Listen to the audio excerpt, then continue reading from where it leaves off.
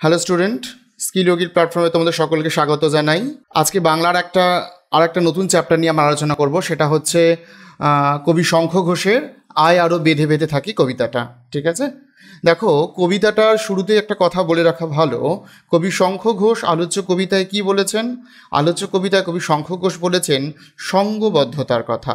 সঙ্গবদ্ধতা মানে হচ্ছে একজোট হয়ে থাকার কথা তিনি বলেছেন। যে সমাজে কোনো বিপদ, যখনই কোনো বিপদ আসে, সেই বিপদকে যদি আমরা একজোট হয়ে সেই বিপদের মোকাবিলা করি, তাহলে কিন্তু সেই বিপদটা নিমিষে আমাদের সামনে থেকে চলে যায়। সেই সঙ্গবদ্ধতার কথা কিন্তু কবি আলোচ্য কবিতায় বলেছেন। চলো আমরা কবিতার সম্ভাব্য 2021 মাধ্যমিককে মাথায় রেখে কিছু ইম্পর্টেন্ট এমসিকিউ প্রশ্ন আজকে আলোচনা করব, যে প্রশ্নগুলো তোমাদের পরীক্ষায় ভীষণ ইম্পর্টেন্ট একটা ভূমিকা নিতে চলেছে। চলো আমরা চলে যাচ্ছি প্রশ্নে। কবি কোন কাব্যগ্রন্থ থেকে আয় আরও বেঁধে বেঁধে থাকি কবিতাটি নেওয়া হয়েছে? দেখো প্রত্যেকটা কবিতার ক্ষেত্রে, ঠিক আছে, এই প্রশ্নটা কিন্তু একটা ভাইটাল প্রশ্ন যে মূল কাব্যগ্রন্থ বা উৎস কী। ঠিক আছে, তো মূল কাব্যগ্রন্থ কী? তাহলে কবি শঙ্খ ঘোষের আয় আরও বেঁধে বেঁধে থাকি কবিতাটার কোত্থেকে নেওয়া হয়েছে, উৎস কী? অপশানে চলো, পাঁজরে দাঁড়ের শব্দ, অপশন 2 দিনগুলি রাতগুলি, অপশন 3 জলই পাষাণ হয়ে আছে, অপশন 4 নিহিত পাতাল ছায়া। তাহলে সঠিক উত্তর হচ্ছে option 3 is the right answer, জলই পাষাণ হয়ে আছে। তাহলে কবি শঙ্খ ঘোষের আয় আরও বেঁধে বেঁধে থাকি কবিতাটি জলই পাষাণ হয়ে আছে কাব্যগ্রন্থ থেকে নেওয়া হয়েছে। আমাদের বাঁয়ে কি রয়েছে? ঠিক আছে, আমাদের বাঁয়ে কি রয়েছে? অপশন 1 গিরিখাত, অপশন 2 পর্বত, অপশন 3 বোমারু বিমান, অপশন 4 অরণ্য। তাহলে সঠিক উত্তর এখানে হচ্ছে আমাদের বাঁয়ে রয়েছে কিন্তু গিরিখাত। ঠিক আছে, option 1 is the right answer. দেখো আমাদের বাঁয়ে গিরিখাত বলতে এই কবিতায় কী বোঝানো হয়েছে? দেখো এখানে কিন্তু আমরা দেখব আমাদের ডায়ে বাঁয়ে ওপরে পায়ে প্রত্যেকটা মুহূর্তে কিন্তু বিভিন্ন বিভিন্ন শব্দ কবি ব্যবহার করেছেন, উপমা তিনি ব্যবহার করেছেন, যেগুলোর মাধ্যমে আমরা পাচ্ছি আমাদের বাঁয়ে রয়েছে গিরিখাত। গিরিখাত মানে কিন্তু এখানে সমূহ বিপদের কথা বলা হয়েছে। যে এখানে আমরা বলতে কারা? আমরা বলতে হচ্ছে সাধারণ মানুষ, শ্রমজীবী সমাজের সাধারণ মানুষকে বলা হয়েছে। ঠিক আছে, সেই সাধারণ মানুষের সমূহ বিপদ, এই গিরিখাত, আমাদের বাঁয়ে গিরিখাত, এখানে কিন্তু এই গিরিখাত শব্দের দ্বারা কিন্তু কবি আমাদের সমূহ বিপদকে চিহ্নিত করেছেন। আমাদের পায়ে হিমানির বাঁধ, হিমানি শব্দের অর্থ কী? আমি তোমাকে প্রথমেই বললাম তোমাদেরকে যে কবি এই কবিতায় বলেছে যে আমাদের বাঁয়ে, আমাদের ডাইনে বাঁয়ে, মাথার উপর, পায়ের নিচে সব ক্ষেত্রে কিন্তু বিপদের উল্লেখ করেছেন বিভিন্ন উপমার দ্বারা। তাহলে দেখো এখানে বলেছেন আমাদের পায়ে পায়ে হিমানির বাঁধ। হিমানির বাঁধও কিন্তু হিমানির বাঁধ যে কোনো মুহূর্তে, হিমানি মানে বরফ, হিমানির বাঁধ যে কোনো মুহূর্তে কিন্তু ধস নেমে বিপদ করতে পারে। আমি বললাম তাহলে কি এখানে কিন্তু হিমানির বাঁধ ইন্ডিকেট করেছে সমূহ বিপদকে। ঠিক আছে, তাহলে আমাদের পায়ে পায়ে হিমানির বাঁধ, এখানে আলোচ্য প্রশ্ন হিমানি মানে কি? হিমানি শব্দের মানে কি? অপশন 1 দেখো জল, অপশন 2 আগুন, অপশন 3 তুষার, অপশন 4 হচ্ছে পর্বত। তাহলে হিমানি মানে কিন্তু এখানে হচ্ছে কিন্তু তুষার অর্থাৎ বরফ। পরবর্তী প্রশ্ন দেখো আমাদের মাথায় কি আছে? আমাদের মাথার উপরে কি আছে? চলো অপশানে যাই আমরা। অপশন দেখো মাথার উপরে আছে গিরিখাত, অপশন 2 বোমারু, অপশন 3 পর্বত, অপশন 4 হচ্ছে ধস। ঠিক আছে, তাহলে আমাদের মাথার উপর এখানে কি আছে? চলো মাথার উপর এখানে আছে আমাদের বোমারু। বোমারু মানে কথার মানে হচ্ছে, বোমারু অর্থাৎ হচ্ছে এখানে বিমান। ঠিক আছে, যুদ্ধ বিমান, যে বিমান ওপর থেকে বোম নিক্ষেপ করে। আর ঠিক আছে, বোমারু বিমান মানে যুদ্ধ বিমান। ঠিক আছে, অর্থাৎ যুদ্ধ বিমান, মাথার উপরে যুদ্ধ বিমান মানে হচ্ছে যে যুদ্ধের একটা ভয়াবহতা, ঠিক আছে, যুদ্ধের একটা পরিবেশ, সেই পরিবেশের কথা এখানে ইঙ্গিত করা হয়েছে। ঠিক আছে, এই কবিতায় কবি সাম্রাজ্যবাদ, ধর্মান্ধতাকরণ, ঠিক আছে, তার সত্ত্বে কিন্তু উগ্র রাজনীতিবাদ এবং ভয়ঙ্কর যুদ্ধের কথা, এই উগ্র রাজনীতিবাদ, ধর্মান্তকরণ, ঠিক আছে, তারপরে যুদ্ধ, সাধারণ মানুষের জীবনে যে প্রতিটা মুহূর্তে, প্রতিটা পদক্ষেপে চারিপাশে যে বিপদের একটা বাউন্ডারি বা একটা গণ্ডি তৈরি করে, সেক্ষেত্রে সেটাকে বোঝাতে কিন্তু কবি কিন্তু বলেছেন আমাদের ডাইনে বিপদ, ডানে ধস, ডানে গিরিখাত, বাঁয়ে ধস, মাথার উপর বোমারু বিমান, পায়ে পায়ে হিমানির বাঁধ, অর্থাৎ সাধারণ মানুষদের সমূহ বিপদ। ঠিক আছে, প্রত্যেকটা চারিদিকে সমূহ বিপদ ইন্ডিকেট করা হয়েছে। পরবর্তী প্রশ্ন দেখো কাছে দূরে ছড়ানো রয়েছে। ঠিক আছে, কাছে দূরে কি ছড়ানো রয়েছে? অপশানে যাই চলো, বোমারু বিমানের ভগ্নাংশ রয়েছে। আর 2 বলেছেন যুদ্ধে মৃত মানুষের দেহ, 3 শিশুদের শব, 4 কবির আত্মীয় স্বজনদের মৃতদেহ। তাহলে সঠিক উত্তর এখানে কিন্তু option 3 is the right answer, শিশুদের শব। দেখো শিশুদের শব কথাটা ব্যবহার করা মানে কি বুঝিয়েছেন? কবি বুঝিয়েছেন যে চারিপাশে যে একরকম ভয়ঙ্কর আবহাওয়ার পরিস্থিতি তৈরি হয়েছে, যেখানে প্রতি মুহূর্তে উগ্র সাম্রাজ্যবাদ থেকে শুরু করে যুদ্ধ এবং অন্ধ ধর্মান্তরিতকরণ, সেভাবেই কিন্তু এর হাত থেকে কিন্তু শিশুরা পর্যন্ত রেহাই পায়নি। ঠিক আছে, শিশুদের সব বলতে কিন্তু এই যুদ্ধর হাত থেকে কিন্তু শিশুরা পর্যন্ত যুদ্ধের হাত থেকে রেহাই পায়নি, তারাও এই যুদ্ধে নিজেদের প্রাণ বলিদান দিয়েছে। ঠিক আছে, এই অর্থে কিন্তু শিশুদের সব কথাটি ব্যবহার করা হয়েছে। পরবর্তী প্রশ্নে দেখো, আমাদের পথ নেই আর উদ্ধৃতাংশে পথ নেই বলতে কি বোঝানো হয়েছে? দেখো উদ্ধৃতাংশে পথ নেই বলতে কি বোঝানো হয়েছে, দেখো আমরা অপশানে যাই।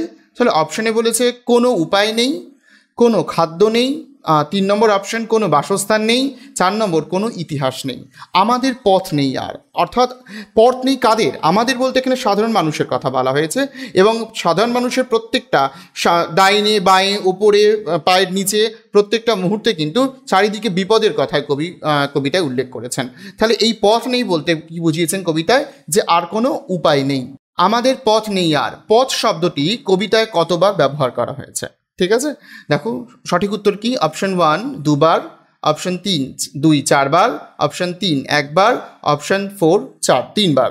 তাহলে এই কবিতায় পথ শব্দটি কতবার ব্যবহার করা হয়েছে? সঠিক উত্তর হচ্ছে এই কবিতায় পথ শব্দটি 2 বার ব্যবহার করা হয়েছে। চলে যাচ্ছি পরবর্তী প্রশ্নে। পরবর্তী প্রশ্ন দেখো, বলেছে আমরা ভিখারি শূন্যস্থান পূরণ, এটা যে আমরা ভিখারি ড্যাশ কি, এই শূন্যস্থানে কোন সঠিক শব্দটা এখানে বসবে?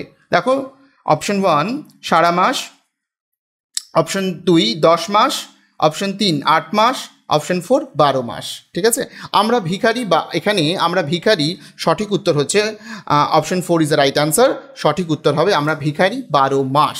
এখানে 12 মাস ভিখারি কথাটি কেন ব্যবহার করা হয়েছে, অর্থাৎ এখানে কি বলতে চেয়েছেন কবি? দেখো সাধারণ শ্রমজীবী মানুষ বা সাধারণ মানুষের কথা কিন্তু এই কবিতা, তাদের যে সমূহ বিপদ, ঠিক আছে, উগ্র সাম্রাজ্যবাদ, তার সঙ্গে যুদ্ধ এবং তার সঙ্গে উগ্র রাজনীতিবাদ, সব কিছু কিন্তু সাধারণ মানুষের সমূহ বিপদ চারিপাশ থেকে একটা বাউন্ডারি তৈরি করে ফেলেছে, এবং সেই বিপদের হাত থেকে সাধারণ মানুষকে মুক্তি পাওয়ার একমাত্র উপায় হচ্ছে সংঘবদ্ধতা, এবং এই সংঘবদ্ধতা সাধারণ মানুষ নিত্য প্রয়োজনীয় তাদের সাধারণ যে ন্যূনতম যে মানে চাহিদা, খাদ্য এবং বাসস্থানের চাহিদা, তাদের সবসময় কিন্তু সমাজে যারা কি বলবো উচ্চবৃত্ত, ঠিক আছে, সমাজে যারা ক্ষমতাবান, তাদের কাছে তাদের খাদ্য এবং বাসস্থানের জন্য যে ন্যূনতম চাহিদা, এটা তাদের মুখাপেক্ষী হয়ে থাকতে হয়, তাদের কাছে হাত পেতে গ্রহণ করতে হয়। এই কথাটা বোঝাতে গিয়ে কিন্তু কবি এটা বলেছেন আমরা ভিখারি 12 মাস। অথবা এমনই ইতিহাসটি কেমন, এটা কিন্তু ভীষণ ইম্পর্টেন্ট প্রশ্ন একটা, যে ইতিহাসটা কেমন, ইতিহাস কেমন? চলো আমরা অপশানে যাই। আমাদের চোখ মুখ ঢাকা, আমাদের মুখ চোখ ঢাকা, আমাদের মুখ চোখ ঢাকা, আমাদের মুখ ঢাকা। তাহলে আমাদের ইতিহাস, অর্থাৎ এখানে কি বলেছে? আমাদের মানে সাধারণ মানুষের, সাধারণ শ্রমজীবী মানুষের, ঠিক আছে, নিম্ন শ্রেণীর মানুষের, যাদের কোনো ইতিহাসই নেই। ঠিক আছে, কারণ দেখো আমরা কিন্তু যখনই ইতিহাসের স্থান পায়, কারা ইতিহাসের স্থান কি পাবে সেটা কিন্তু একমাত্র কাদের উপর নির্ভর করে? সমাজের সাধারণ মানুষের উপরে কিন্তু নয়।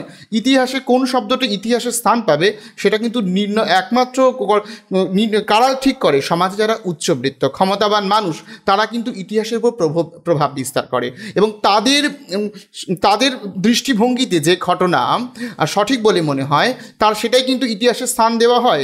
সেখানে কিন্তু সাধারণ মানুষের কথা ইতিহাসে বঞ্চিত থাকে। ঠিক আছে, এবং সাধারণ মানুষের ইতিহাসে বঞ্চিতর ঘটনাটাই কিন্তু এখানে বলেছে যে আমাদের ইতিহাস নেই, এবং যদিও ইতিহাস থাকে সেই ইতিহাস কেমন? সেই ইতিহাস হচ্ছে চোখ মুখ ঢাকা ইতিহাস। অপশন 1 ইজ রাইট আনসার, আমাদের চোখ মুখ ঢাকা ইতিহাস। চোখ মুখ ঢাকা ইতিহাস মানে কি বলতে চাইলো? সাধারণ মানুষ তো ইতিহাসে কোনো রকম স্থান পায় না, যদিও পায় সেই ইতিহাস হচ্ছে অপমানের ইতিহাস, অর্থাৎ সেই ইতিহাস হচ্ছে অত্যাচারের ইতিহাস। ঠিক আছে, সেই ইতিহাস বলতে গিয়ে কিন্তু চোখ মুখ ঢাকা ইতিহাসের কথা বলা হয়েছে। বেঁধে বেঁধে বলতে এখানে কি বোঝানো হয়েছে? ভীষণ ভাইটাল একটা প্রশ্ন কবিতা দেখো, আলোচনার শুরুর আগেই আমি বলেছি কবিতাটায় কবি বলেছেন সঙ্গবদ্ধতার কথা। সঙ্গবদ্ধতা মানে কি? সঙ্গবদ্ধতা মানে আমি বললাম ইউনিটি, একজোট হয়ে থাকার কথা বলেছেন কবি এখানে, ঠিক আছে? তাহলে বেঁধে বেঁধে বলতে এখানে কবি কি বুঝিয়েছেন? অপশন 1 সঙ্গবদ্ধভাবে থাকা, অপশন 2 গুছিয়ে থাকা, অপশন 3 গুটিসুটি মেরে থাকা, অপশন 4 বাঁধন দিয়ে থাকা। তাহলে এখানে সঙ্গবদ্ধতার কথা, তাহলে তোমার অপশন 1 ইজ রাইট আনসার। কবি আরও বেঁধে বেঁধে থাকি বলতে কবি কিন্তু এখানে সঙ্গবদ্ধতার কথা বলেছেন। দেখো পরবর্তী প্রশ্ন কি বলেছেন? আমাদের ড্যাশ নেই কোনো শূন্যস্থান পূরণ। আমাদের কি নেই? সঠিক উত্তর, এই শূন্যস্থান পূরণের সঠিক উত্তর কি বসবে এখানে? সুইটেবল কোনটা? চলো আমরা অপশানে যাই। 1 পয়সা, 2 রাস্তা, 3 টাকা, 4 হচ্ছে পথ। তাহলে দেখো সঠিক উত্তর আমাদের পথ নেই কোনো। তাহলে এখানে পথ শব্দটি কিন্তু শূন্যস্থানে বসবে, যে আমাদের পথ নেই কোনো। তাহলে এখানে দেখো পথ নেই, কারণ পথ আমি কবিতার প্রথমেই আলোচনা করলাম যে আমাদের ডান দিকে গিরিখাত, বাঁ দিকে ধস, মাথার উপরে বোমারু বিমান, পায়ে হিমানির বাঁধ। তাহলে এই যে ধস, বোমারু বিমান, হিমানির বাঁধ, গিরিখাত, এগুলো ইন্ডিকেট করছে কি? সমূহ বিপদকে।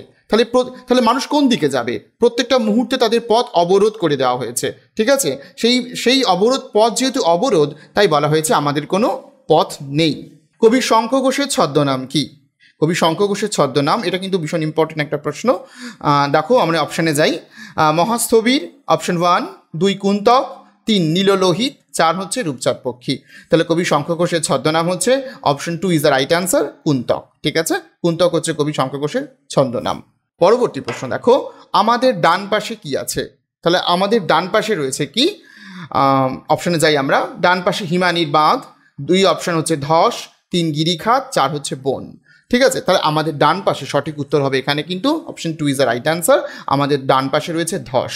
আমি প্রথমেই বললাম যে এই ধস, এই শব্দের অর্থ হচ্ছে যে আমাদের বিপদ, ঠিক আছে? এই শব্দগুলো কিন্তু বিপদকে ইন্ডিকেট করছে। সম্ভাব্য ইম্পর্টেন্ট প্রশ্নগুলো আমি আলোচনা করলাম। আশা করি এখান থেকে তোমরা কিছুটা সুফল অর্জন করতে পারবে। আজকে ক্লাস এই অবধি থাক। Thank you.